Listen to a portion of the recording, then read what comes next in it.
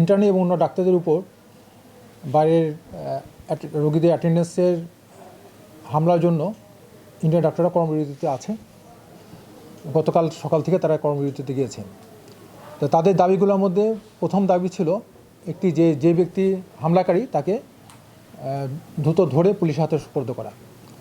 এই দাবির পরিপ্রেক্ষিতে আমি বলতে পারি যে আমরা অলরেডি ওনাদের সাথে যোগাযোগ করে ওনাকে আমরা নিয়ে এসে পুলিশের কাছে সুপর্দ করেছি এবং এই সময় ওনারা যিনি এই ঘটনা ঘটেছেন উনি ক্ষমা চেয়েছেন ডাক্তারদের কাছে এবং তার দোষ স্বীকার করেছেন।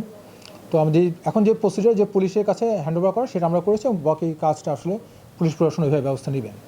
ইন্টার্নি ডাক্তারদের সেকেন্ড দাবি ছিল যে আমাদের হসপিটালের নিরাপত্তা বাড়ানো এবং হসপিটালটাকে সিসি ক্যামেরা আওতায় নিয়ে আসা।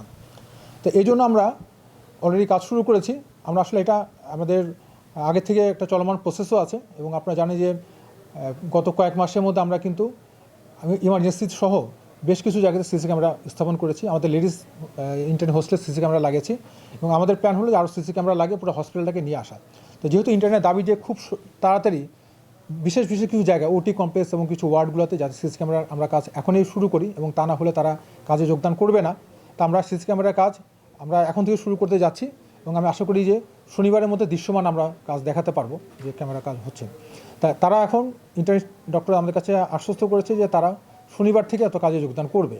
তারা এখনও আমার দৃশ্যমান তারা কাজ দেখতে যাচ্ছে যে আমরা কী কাজ করছি, সেই পরিপ্রেক্ষিতে তারা তাদের এই দাবিটা বা তাদের এই আশ্বাসটা দিয়েছে।